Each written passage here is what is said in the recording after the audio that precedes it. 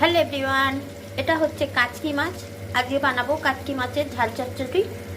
এখানে দেখো তেলের ওপরে কালো জিরে আর পেঁয়াজ দিয়েছিলাম, একটু আদা রসুন বাটা, একটু লঙ্কার গুঁড়ো আর একটু হলুদের গুঁড়ো দিয়ে ভালো করে মশলাটা কষিয়ে নিচ্ছি।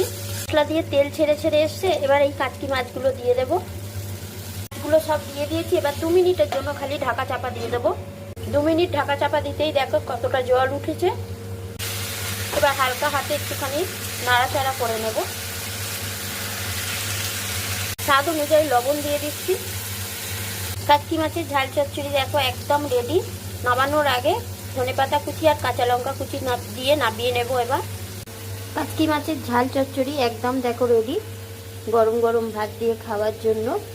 তোমাদের কেমন লাগলো কমেন্ট করে অবশ্যই জানিও। তো চলো এখন এই পর্যন্তই, টাটা।